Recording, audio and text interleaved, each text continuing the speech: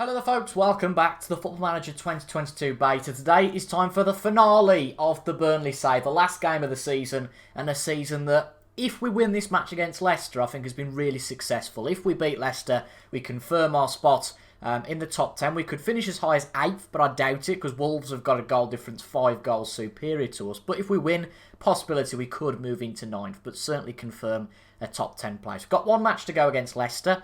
The top 4's decided. Just the title to decide between Man United, Man City and Liverpool, and realistically only the top 2. Can't see Man United overturning that sort of goal difference. And then there's the match of who finishes in 18th. And for the comedy factor, I would love Norwich to go and beat Wolves today and send Tottenham down. That would be absolutely fantastic. I've seen Arsenal go down in the past, but never anybody else in terms of the big clubs. So, how's it been going? Well, to be brutally honest, not great. You guys last saw me, of course, for the Leeds and Brentford matches, which weren't great. And to be honest, we've kind of continued in the same vein. But looking at this, we haven't done too bad. I mean, we've got a draw at home with Brighton, a draw with Wolves. We got battered by Man United, which, is par for the course. Lost against Liverpool in the last minute. That was gutting. We were 1-0 ahead. Naby Keita got a goal back. Thought we'd get a point. Didn't quite happen there. But then we did win our last home game of the season. That was our first victory in the best part of 2.5 months against Newcastle. And then in the last match, we drew with Arsenal, 1 apiece, and somebody's really come to the fore, and that's Mark Helm, who's one of our youngsters. A couple of the youngsters earlier on in the year are promoted to the senior squad, just for a bit of depth if we needed them. And Mark Helm had trained well in that week coming up to the Arsenal match, and I thought, well, you know what, we'll pick him. Scored a brilliant free kick, and I offered him a new contract for a couple of years. Not the best player, but someone who's got a little bit of potential. He's a dangerous threat from free kicks. That's where he scored from. And he's going to start again today. No surprise. He's not been playing badly at all recently. 4 points the last 2 matches. So the team for the last game of the save is going to look a little bit like this. Pope's going to start in goal with Roberts, Mepham, Phillips and Taylor at the back. Brownhill, Cork, Mark Helm and McNeil in the midfield. And Chris Wood and Aaron Connolly up front. Going to be a lot of changes from the end of this year to the next. Even though I won't be doing it on YouTube, I did say that in the previous episode. I think I am going to carry on with this save in my own time, because there's a bit of potential for Burnley. I think that it's going to be a lot of change in the close season. Inevitably, I think there's a lot of players out of contract. Jay Rodriguez, Ashley Barnes, just to name a few that are going to probably leave the club. And save us a lot of money, to be brutally honest. Jay Rodriguez on $50,000 a week, one of the biggest earners at the club, and to get rid of him is going to help.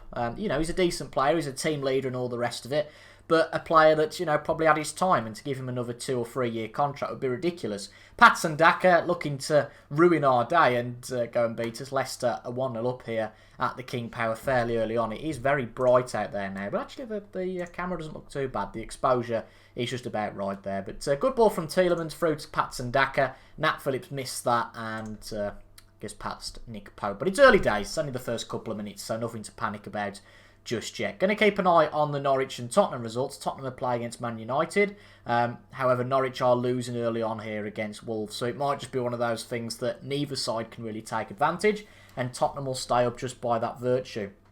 To be honest, I said 40 points was going to be the magic mark, and it's not been far off being that magic mark, to be honest. If you look, it looks like, as it stands, Tottenham are going to stay up with 35. 40 points have put you with Brighton, though, about 15th, so that it's not too far off the mark. And as it stands, we're going to end up, I think, with 47, which, is great. We wanted to get to 40. We've had a couple of wins that we didn't expect throughout, which we'll talk about in the end of season review. Yeah, 47 as it stands, which is solid. Newcastle absolutely steamrolling Watford, by the way, on the last day of the season. Have a look who's potentially going to win the league in just a second, but it is still 1-0. It looks to be a fairly close game. Lovely ball from Cork to Brownhill, though. Can he take the chance? Brownhill shoots. It's a good block from Castagna, but really he could have done a little bit better with that. So the last couple of minutes of the first half then. McNeil into the area. Soyuncu puts it out. Can we come back again? Brownhill, and nothing comes of that. It's Liverpool who's going to win the league as it stands. I haven't played too badly, but I'm going to say, we've got the second half to make amends. Let's go and do that, see how we get on. Liverpool, who they're playing Everton. Not helped that Man City are losing 3-0 to Arsenal. Not exactly what you'd want to do on the last day when you're looking to win a Premier League title. Madison on the ball for Leicester. Puts it way back. Tielemans, Castagna, Albrighton, Ricardo Pereira. Tielemans, this has got all the hallmarks of a goal for Leicester here. Ricardo Pereira puts it into the area. Vardy nods it in for a second. And I think, you know what, we might as well just go for it a little bit now. We've got nothing to lose. Try and push our players up the field a little bit more. And see how we get on. It's one of those matches, you know, against Leicester. Yes, they haven't been playing all that well in this save. You know, that they're in 12th. They're actually going to finish right next to us as it stands. But I'll tell you something. Norwich and Wolves seem to have gone off, but Tottenham are losing 4-0. So if Norwich can turn this round, there you go, at Wolves, they will send Tottenham down. Doesn't look like it's going to happen though. But there's not much going on in this game, unfortunately.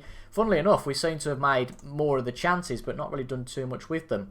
We'll bring, I was going to say Dwight York off then. What a strange thing to say. Bring him off for Cornet and put Taylor in. No, actually switch them round. I'm okay with that.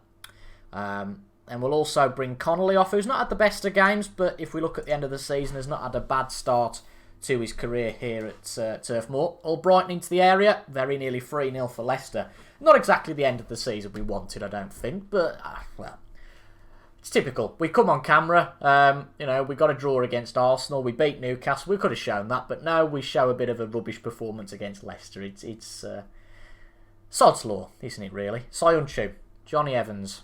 We need a goal pretty quick if we're going to get back into this, but I think with the attacking mentality, we're just going to invite more pressure, and this looks like it could more so be 3-0 here. All Brighton into the area, indeedy, just over the bar. Yeah, it doesn't look like anything's going to happen here in the last 10 minutes. Maybe on balance, we should have had a goal, looking at shots on target exactly the same. XG a little bit more, but Wolves have took a 2-goal advantage at Molineux, so it looks like Watford, Palace and Norwich are going to be the clubs that go down, and Liverpool are going to win the league. But not the best last game of the season for us. We drop out of the top 10, which is a shame, I think, based on goal difference. But to finish 11th at the end of that year isn't too bad. I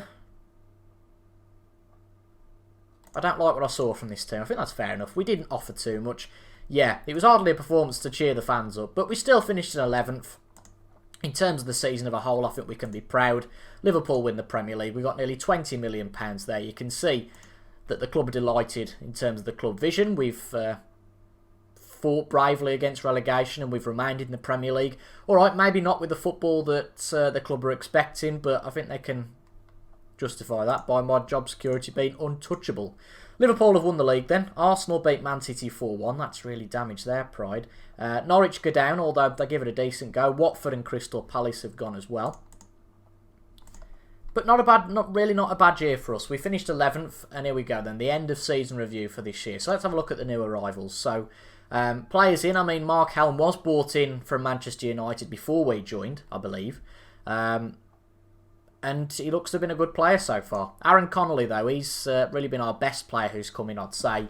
In January, of course, facilitated by James Tarkowski going out of the club. We only paid an initial $3 million for him with $8 million in add-ons.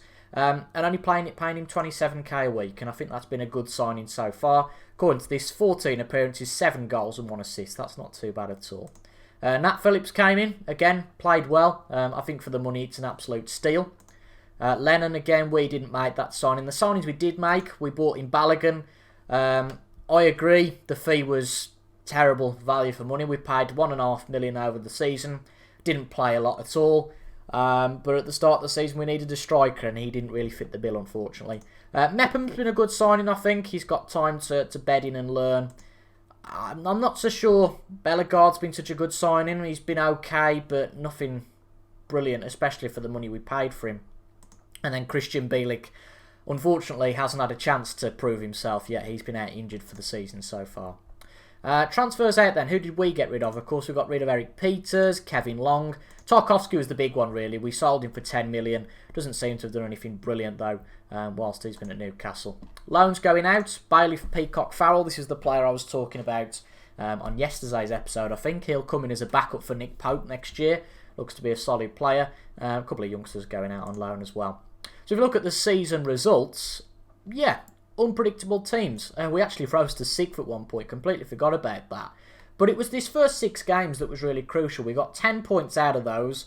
Again, if we hadn't had such a good start, we could have been down with Everton and Tottenham. But, you know, had some really good matches, can't complain at all. End of the season wasn't so great, but we had some real highlights in there. If you look at from the start of the season, going and getting a point against Man City was great, beating Norwich 4-0. Beating Arsenal really was one of the highlights of our year. Completely unexpected victory against Chelsea, 3-0, and then beating Newcastle, of course. We had a lot of draws. I think that was crucial. Again, draws against sides we maybe shouldn't have drawn against, the likes of Arsenal, Tottenham, Man City. And they've just helped us to bolster above these clubs like Leicester, Southampton and West Ham at the end of the season. FA Cup, really, it was an unfortunate draw. Club were disappointed, but accept that we had a difficult draw against Chelsea. And then the Cup as well, had a difficult draw against Man City. Couldn't do a whole lot about that. Some moments to remember then. Yeah, the biggest win against Norwich. When we thought we weren't playing too well, that victory against Norwich really boosted us. Match to remember. Complete shock beating Chelsea 3-0. And the goal of the season from Mark Helm. Just talking about that recently in the last game. Really, really good stuff. And hopefully he's going to be a player who does well for us in the future. Club reputation. Again, all these got nothing to compare them to. Player shirts. Rodriguez sold the most. They're going to be disappointed because he's going. McNeil, one of our top players. Wood as well, and Brownhill. Not been so impressed with Maxwell Cornet so far. He's not really done too much. So if you look at the lineup, I don't think that's too far off it, to be honest. Nick Pope, Loughton, Phillips, me and Taylor. Brownhill, Cork, Westwood and McNeil. And Vidra and Wood. Obviously, Connolly came in January and he's really done some help to score some goals. Chris Wood with 11. Dwight Neal 6. Mated Vidra 6. Good assists from Josh Brownhill as well. Not bad from the midfield. 3 assists from Matt Loughton and 1 for Nick Pope as well. The accolades then. Fans Player of the Season, Brownhill. Not going to disagree with that. Young Player, Dwight McNeil. Goal of the Season, Mark Helm. Yeah, can't argue with that at all. Competition rewards. Dwight McNeil got Young Player of the Year. Brilliant. I feel like there's going to be a little bit of interest for him come the close season. But, you know, even though I'm not going to do this on YouTube for any longer, maybe I might do the odd video saying where we are in 5 years' time. I don't know, but I can't promise anything. But what I can say is that I've enjoyed this season with Burnley. It was a bit of a random choice, I suppose I could say, on the evening of the Beta. I thought it's going to be tough, but we'll give it a go. And I think we've given it a really good go, to be honest. Not quite the top half, but looking at where Burnley finished last year, if we look at history, there we go. Finished 17th last year, so, you know, that's a good improvement on that. I think one of the favourites to go down in real life, and I think they will struggle in real life. But in game, we've done well with them. And all I can say is thank you for watching and thank you for your support throughout this mini beta series. And if you have enjoyed this one, please make sure to leave a like. Leave your comments down below. How do you think we did? And just, yeah, final thank you for watching. Who knows when we'll meet again. I might be back at some point, but until the next time, thank you all for your company. And I'll see you in the next video, whenever that may be. Goodbye for now.